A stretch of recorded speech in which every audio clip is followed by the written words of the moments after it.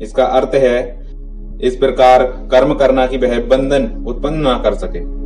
अब प्रश्न यह है कि कौन से कर्म बंधन उत्पन्न करते हैं और कौन से नहीं।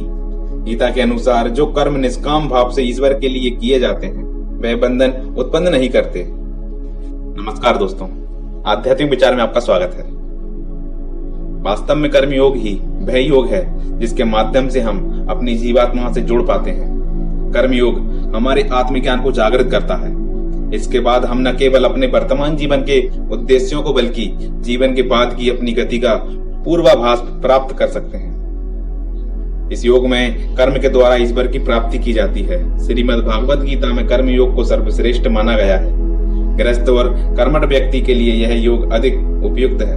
हम में से प्रत्येक किसी न किसी कार्य में लगे हुए हैं, पर हम में से अधिकांश अपनी शक्तियों का अधिकतर भाग व्यर्थ खो देते हैं क्योंकि हम कर्म के रहस्य को नहीं जानते।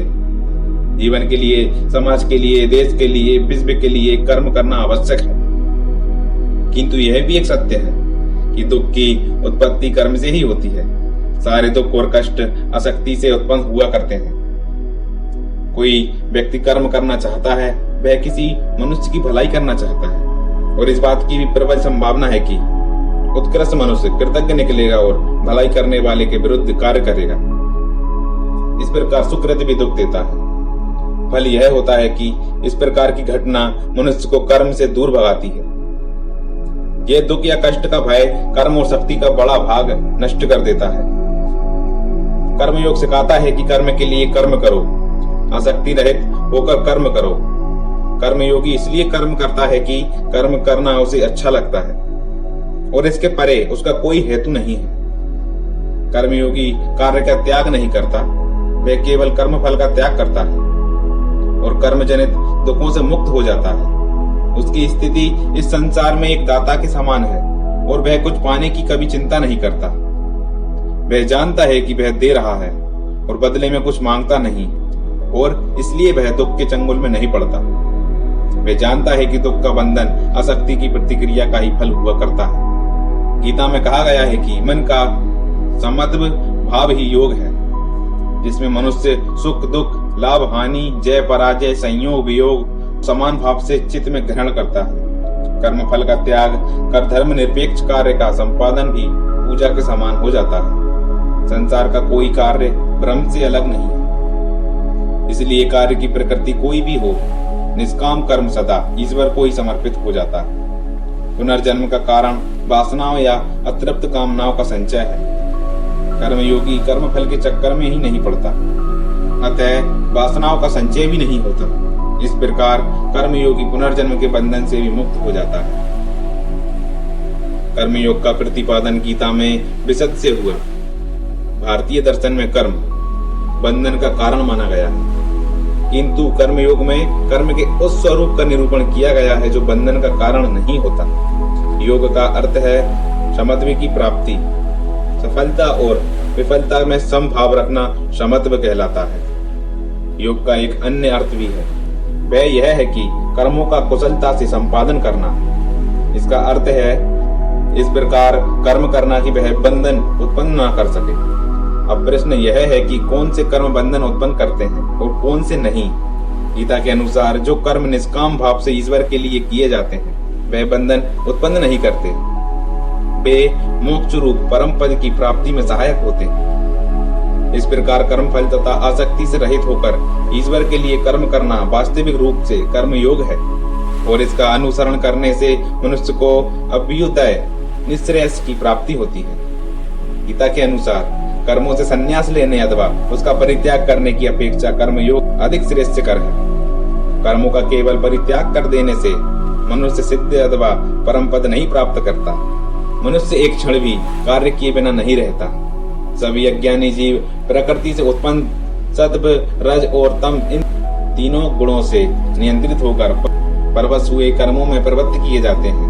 मनुष्य अगर बाह्य दृष्टि से कर्म ना भी करे और विषयों में लिप्त ना हो तो भी वह मन से चिंतन करता है। इस प्रकार का मनुष्य मूढ़ और मिथ्या आचरण करने वाला कहा जाता है। कर्म करना मनुष्य के लिए अनिवार्य है, इसके बिना शरीर का निर्वाह भी संभव नहीं है। भगवान कृष्ण स्वयं कहते हैं कि तीनों लोकों में उसका कोई भी कर्तव्य नहीं है उन्हें कोई भी अप्राप्त वस्तु प्राप्त करनी नहीं रहती, फिर भी वे कर्म में संलग्न रहते हैं। यदि वे कर्म न करे तो मनुष्य भी उसकी चलाए हुए मार्ग का अनुसरण करने से निष्क्रिय हो जाएंगे। इससे लोक स्थिति के लिए किए जाने वाले कर्मों का अभाव हो जाएगा, जिसके फलस्वरूप सारी प्रजा नष्ट हो जाएगी।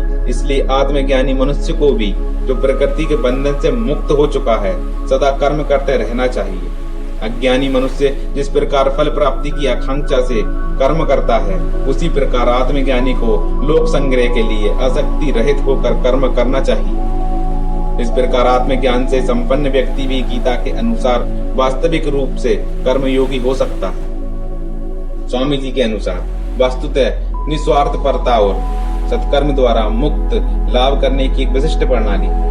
विवेकानंद कहते हैं कि बिना किसी निजी स्वार्थ के लोकोपकार के लिए अपना कर्तव्य सर्वश्रेष्ठ तरीके से करना ही कर्मयोग है।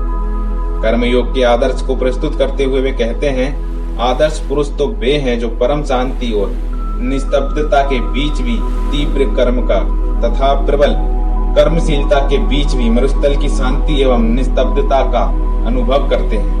उन्होंने संयम का रहस्य जान लिया है, अपने ऊपर विजय प्राप्त कर चुके हैं। किसी बड़े शहर की भरी हुई सड़कों के बीच जाने पर भी उनका मन उसी प्रकार शांत रहता है मानो वे किसी निशब्द गुफा में हो, और फिर भी सारा समय कर्म में तीव्र रूप से लगा रहता है। यही कर्म योग का आदर्श है, और यदि तुमने यह प्राप्त कर लिया तो तुम्हें वास्तव में कर्म का रहस्य ज्ञात हो गया।